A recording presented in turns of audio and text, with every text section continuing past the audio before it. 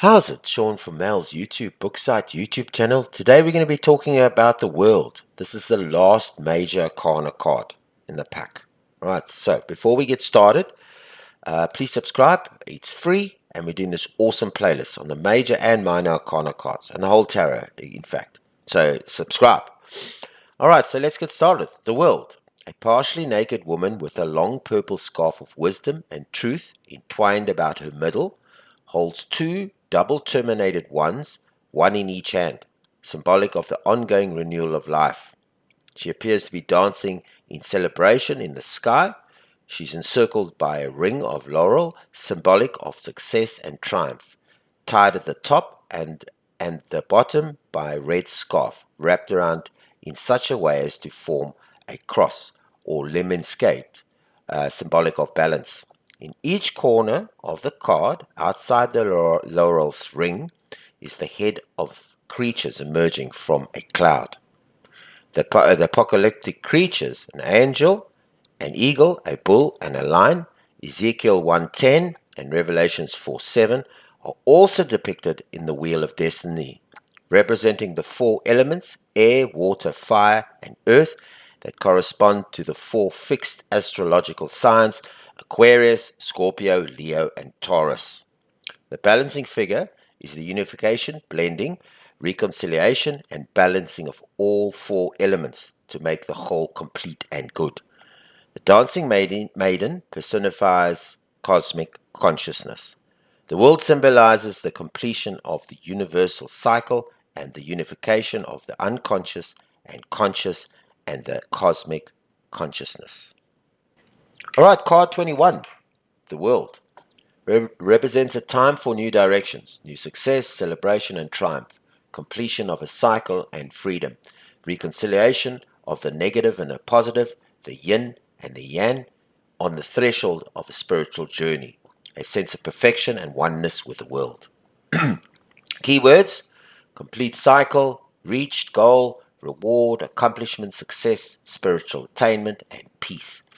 All right, so these are the Celtic cross positions. Now, before I read them to you, I suggest you go and look at one of our suggested videos. If you look on the top right corner of the screen of the video, you'll see suggested videos. We did a whole video on the Celtic cross. It's a reference card. And that shows you how the cards are all laid out, shows you their positions and how they're all interrelated. So I'm going to go through the positions of those cards. So you best, if you haven't looked at that video yet, go look at it if you don't know how they're laid out, because I'm going to read them out to you now. All right. Key position number 1 represents a person with a positive belief system who is happy with himself and the world, a successful individual whose fulfillment and freedom is a state of mind. This person may be working towards world peace, or could be a travel agent, researcher, or explorer, able to see the big picture. He suggests the Wheel of Fortune is infused with creations of conscious choices to integrate awareness at a conscious level and take the hand of destiny. So, sorry. So here are the situations. Situation A: wrestling with and resolving your issue offers you a possibility of completing a certain phase of your life and frees you from certain restrictions. B: you can now approach a project related to the issue with intensified assurance. The sky's the limit. C: inherent in the issue is an opportunity for self-understanding that propels you into your next life cycle. Okay, so flag position number 2 represents freedom, wholeness, and completion. It indicates forces moving away towards completion, a goal or freedom of choice. Challenges. A: you should view your issue in the context of your entire life. Only then can you realize its full promise. B: a completion of some task or project may give you some sense of delusionment. Do not be dismayed. Endings always hold the potential of new beginnings. C: you prepare to keep your balance in the midst of complexities in your issue. Okay, root position number 3 indicates a feeling of being on top of the world. You experience success, fulfillment, and happiness in all directions and facets of your life. It suggests you have a clear understanding of where you stand in the present and the future of the situation. A freedom, liberation, or reward, a celebration in achieving a certain goal. Past position number 4 represents a completion of an important stage or reaching an important goal, a time of great opportunities and options, Many things have come together and you're free to move forward. Okay, so crime position number 5 represents a completion of something very important or a lesson or a stage in life. You're on top of the world. You have all the tools for achieving completion, wholeness, and success. It suggests reaching an important goal. Okay, so near future position number 6 represents arrival, a sense of attainment, completion, and wholeness. This is the time for ultimate freedom. Fear position number 7 represents fear of completion or reaching an important goal. It indicates a fear of success or fear of freedom. Eighth position, judgment position, represents an individual who is successful in all ways imaginable, and is therefore free to move in any direction. It suggests a person who has it made.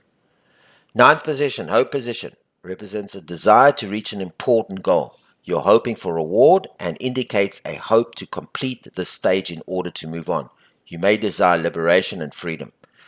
And 10, future outcome position, represents completion and indicates a sense of triumph on reaching a goal. It suggests spiritual attainment and indicates a reward for completion. You are once again free to act, decide, or choose what you will follow. Complete freedom. All right, so these are the posing and reinforcing cards to the world. I'm going to read them to you now. All right, so the elements fire, water, air, and earth. Astrological zodiac, Leo, Scorpio, Aquarius, and Taurus, and earth sign. Actions, accomplishments, becoming involved, fulfilled, integrating. The opposing cards, the Hermit, isolation. The Four of Cups, lack of involvement, withdrawal. The Five of Wands, lack of integration, at cross purposes. Reinforcing cards to the world, Temperance, integration, combination, synthesis. The Sun, accomplishment, achievements. The Nine of Cups, achieving success and your heart's desire. The Ten of Cups, happiness, emotional fulfillment. And the Ten of Pentacles, affluence, material fulfillment. Okay, so that's it for the world. That's it for the major arcana cards. Our next video is going to be on the Ace of Swords. This is our beginning of the minor arcana cards. We're going to go through all the cards. So we're going to start with the Ace of Swords in the next video. So please like this video, share it with everybody you know, and once again subscribe. It's free. I mean, you don't pay a cent. And we're doing this awesome playlist on the tarot. All the cards, the history, and so forth. Everything.